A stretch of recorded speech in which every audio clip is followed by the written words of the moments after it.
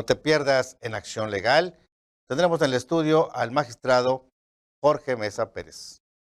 Hablaremos sobre la suspensión en el juicio de amparo. Va a estar muy interesante este programa. No te lo vayas a perder. Esto es Acción Legal.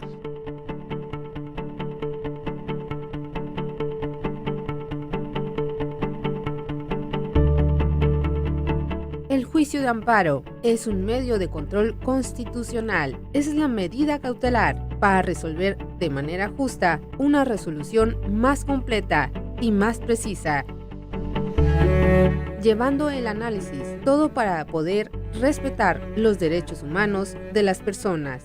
Veremos la realidad sobre el amparo y la suspensión del amparo.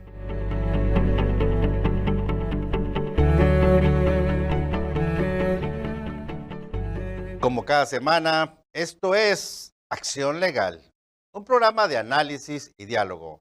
El tema de hoy, la suspensión del juicio de amparo. Para ello, hemos invitado al magistrado, doctor Jorge Mesa Pérez.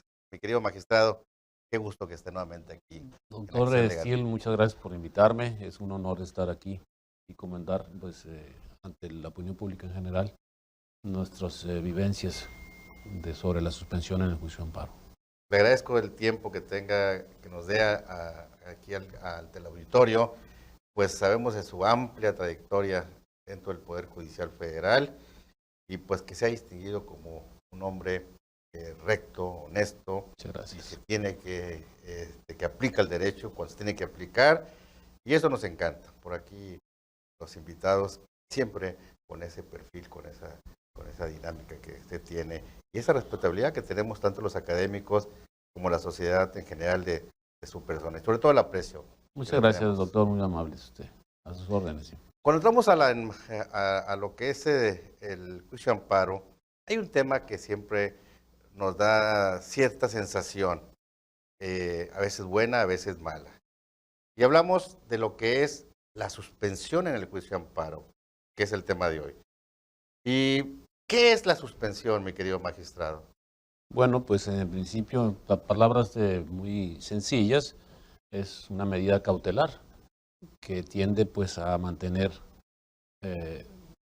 viva, digamos, el acto reclamado, que no produzca más violaciones mientras se resuelve si es constitucional o inconstitucional.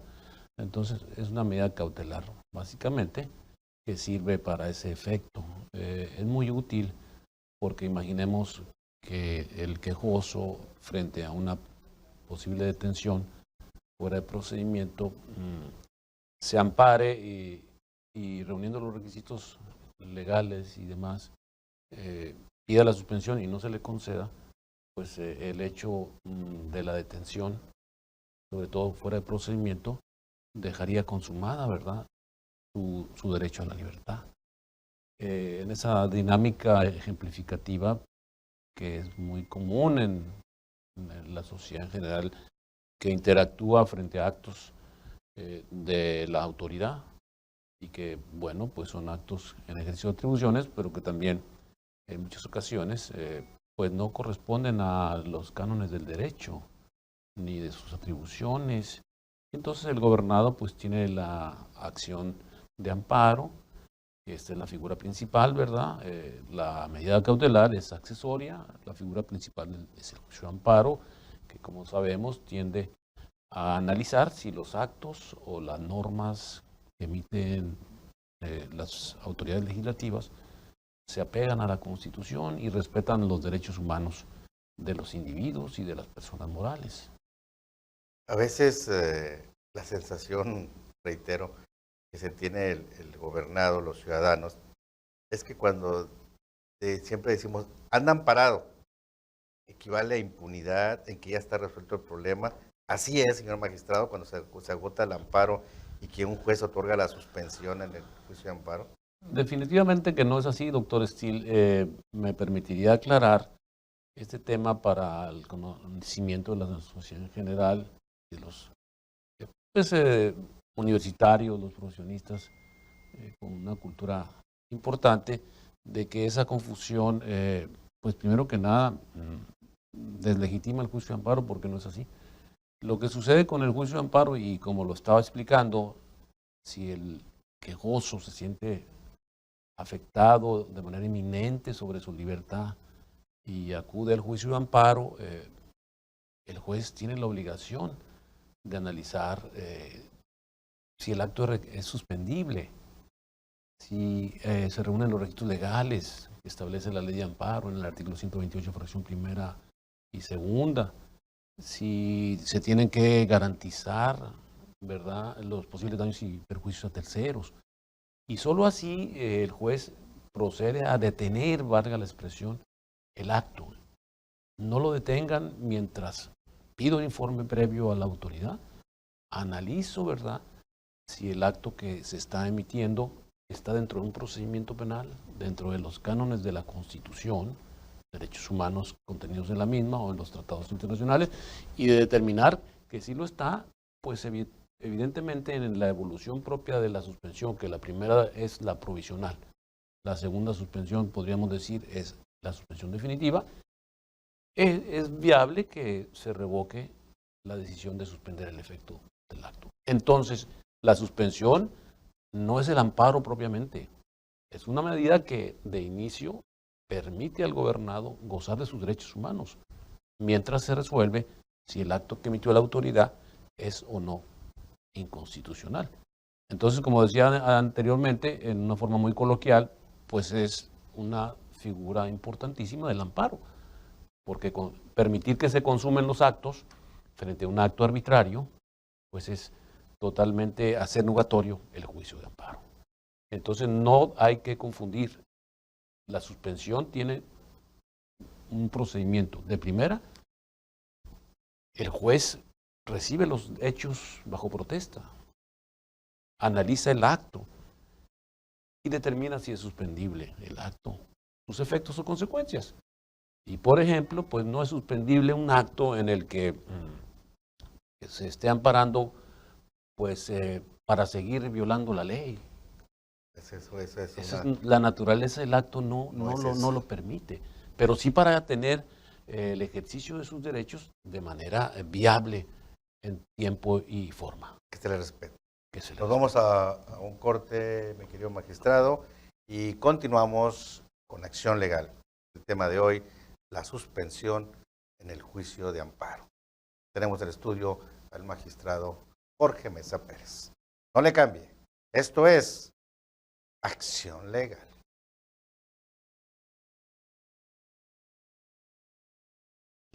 Más adelante en Acción Hechos Legal. En el mundo que ya se consumaron de manera irreparable. Esos tipos de hechos que se califican como acto.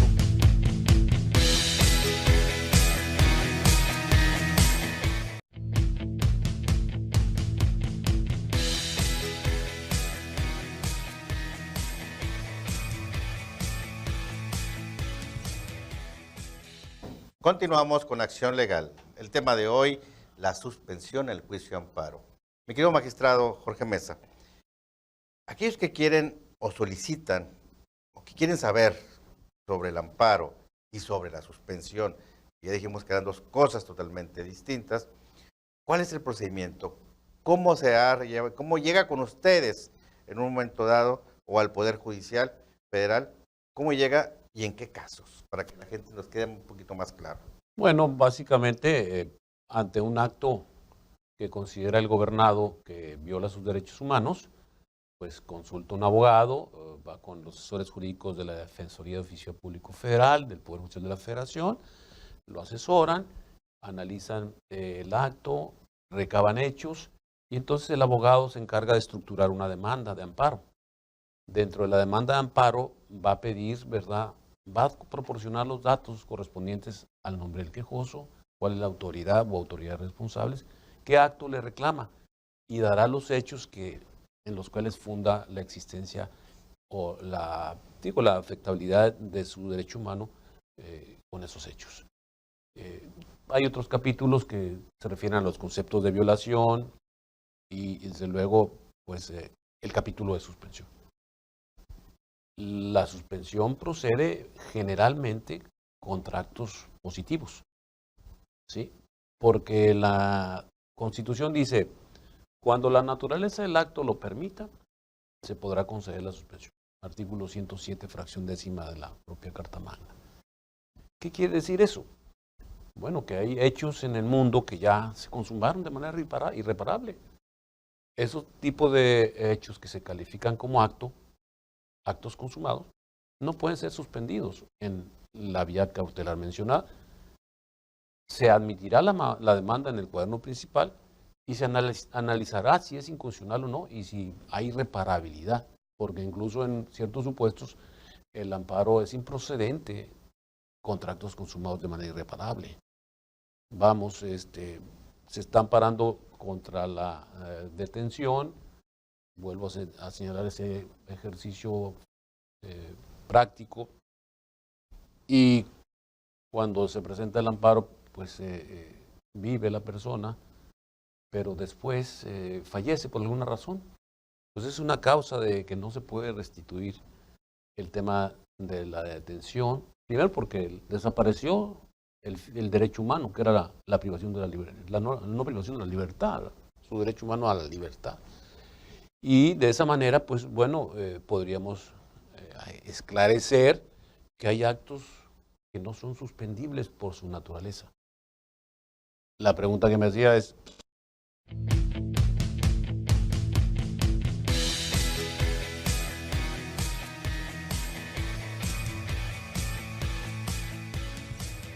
Continuamos con la acción legal. Tenemos en el estudio al magistrado doctor Jorge Mesa Pérez.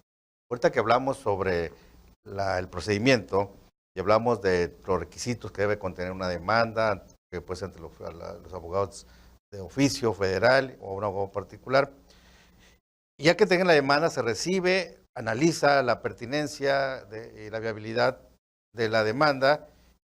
¿Y qué más pasa en esa instancia ante el juez? si hablamos de la suspensión provisional, bueno, pues el juez, de reunirse los requisitos mencionados, la naturaleza del acto, los efectos y consecuencias, de que la pidió el quejoso en su demanda, de que no se contraviene el orden público y el interés social.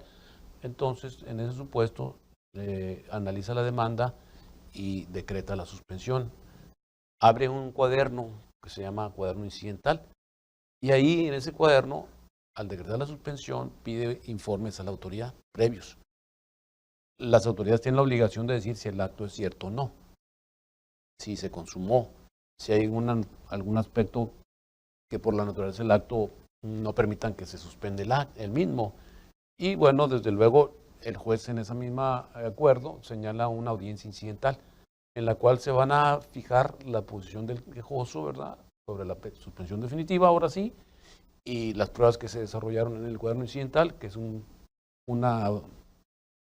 procedimiento muy sumario, y finalmente el juez, con pruebas, con alegatos, resuelve si concede la suspensión definitiva. Esta suspensión definitiva, de concederse, va a tener efectos hasta que se resuelve el juicio de amparo en el cuaderno principal. Hablamos de un cuaderno incidental, ahora estamos hablando del cuaderno principal, porque precisamente la suspensión definitiva va a mantener vivo el acto, que el acto no se consuma, ¿verdad? Y entonces precisamente pasará al dictado de la sentencia en el cuaderno principal, en la fecha de la audiencia, de pruebas, alegatos y sentencia. Esa es la secuela que se sigue. Desde luego las autoridades, hay que decirlo, de concederse una suspensión provisional, tienen el recurso de queja, 48 horas para intentarlo y 48 que tenemos para resolverlo. Revocar esa suspensión. Revocarla si no se dan registros naturales, si no se cumplieron con los del 128 fracción primera y segunda que mencioné, y en ese efecto, pues, es importante hacer este énfasis, porque en muchas ocasiones se piensa que la decisión del juez es irrevocable. Es irrevocable en cuanto a suspensión provisional. No, lo que único que sucede es que el juez no la puede revocar por sí mismo, ¿verdad? En cambio, sí a través de un recurso, y también después de que se dicta la suspensión definitiva, admite el recurso en contra de la concesión de la suspensión. Por fortuna, pues vemos que las direcciones jurídicas de las autoridades responsables en general conocen de lo que es los recursos que existen, y frecuentemente tenemos muchos asuntos de quejas de la fracción primera, inciso B, que es de las mencionadas, en las cuales tenemos 48 horas para resolver. De hecho, mañana vamos a resolver 4 quejas. Muy bien. Magistrado, cuando hablamos de la suspensión en contra de normas generales, ¿cuál es el contexto en ese sentido? Bueno, este es un tema muy, muy interesante. Cuando hablamos también, como usted lo dice, doctor, del amparo contra normas generales, según el artículo 103, fracción primera de la Constitución, porque antes decía contra leyes. Pues es un temazo, diría yo, porque es el único medio a través del cual el ciudadano puede, ¿verdad?, plantear ante un juzgador de amparo justamente que la norma general es inconstitucional, o hipotéticamente puede plantear que es inconvencional, es decir, que afecta los derechos humanos de su esfera contenidos en la Constitución o en los tratados internacionales. De tal manera que hablar del fondo del amparo es apasionante y podríamos dar toda una clase de varios años de amparo contra normas generales y de suspensión quizá un semestre o 2, lo cual indica la complejidad y lo técnico de estos aspectos que tienen que ver con la como suspensión. dicen, la importancia y trascendencia. Y la importancia y trascendencia para los efectos de mantener vivo la materia del amparo. Pero hablar de suspensión contra normas generales, pues es un tema muy importante porque la reforma de 2013 justamente trajo el artículo 148 y ahí precisamente se establece la obligación del juzgador de cuando la parte quejosa presenta su demanda e impugna una norma general y considera que es inconstitucional por violar sus derechos humanos, y pide la suspensión provisional, el juez tiene que analizar si procede o no con los requisitos ya mencionados. Y de ser cumplidos estos requisitos, la potestad de amparo puede llegar al efecto de suspender los efectos de la nueva ley en la figura del quejoso exclusivamente, por el principio, ¿verdad?, de relatividad de las decisiones en amparo. Y entonces, pues bueno, es interesante ver cómo hay normas generales que desde la visión y la perspectiva de los quejosos son inconstitucionales y que reúnen los requisitos de procedencia de la suspensión provisional y en su caso la definitiva, y que los quejosos obtienen la paralización de una norma. Y esto obedece en realidad, si lo vemos con objetividad, a que si los quejosos son titulares de un derecho humano, incluso un derecho adquirido en relación con algunas otras normas, ¿por qué permitir que una nueva normatividad, ¿verdad?, le restringe sus derechos? Entonces, la lógica del amparo contra normas generales es que hay derechos constituidos del gobernado, viene una nueva norma, se lo restringe, va al amparo, pide la suspensión provisional, analizados los requisitos mencionados, el juez tiene que suspender los efectos de la aplicabilidad de esa norma general en el gobernado. Y esto es interesante, claro. Ahí se presenta uno de los requisitos más importantes, que es que la suspensión de esa norma general no afecte el orden público, el interés social. Porque si lo afecta, no se da el requisito de la fracción segunda del 128, por lo tanto, la obligación, imperativamente hablando, del juzgador es negar la suspensión. Pero hay muchos supuestos en los que se dan características que una norma general ya ha regulado aspectos que tienen que ver con el derecho humano del gobernado, con la actividad a la que se dedica, y el orden público está de por medio ahí. Viene una norma nueva general, se preconiza que es de orden público e interés social en sus apartados preliminares de la propia ley, y sin embargo se encuentra que la regulación nueva, la regulación no corresponde a la realidad. Entonces, en esos supuestos, ¿qué hace el efecto de la suspensión?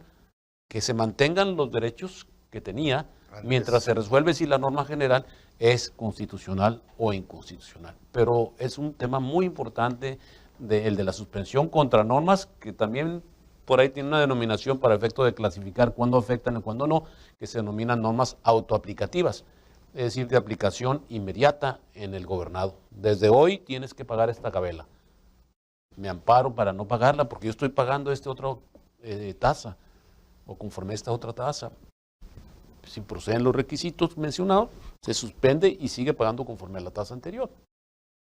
Digamos, por hacer un ejemplo sobre la marcha interesante en relación con el amparo contra normas generales, que normalmente son contra normas tributarias y contra normas administrativas, que pueden ser leyes federales, estatales, reglamentos municipales, decretos de las entidades federativas, en general, todo tipo de ordenamiento general, abstracto e impersonal que genere, ¿verdad?, desde la perspectiva del gobernado, una afectación a sus derechos humanos.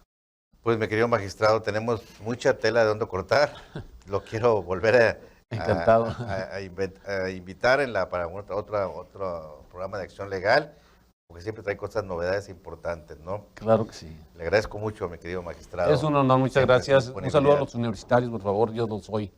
Gracias. Muchas gracias y pues hasta la próxima emisión con temas tan importantes que a usted le interesan como el de esta noche con el magistrado Jorge Mesa Pérez. Hasta la próxima. Esto es Acción Legal. Nuevos temas. Bye, bye.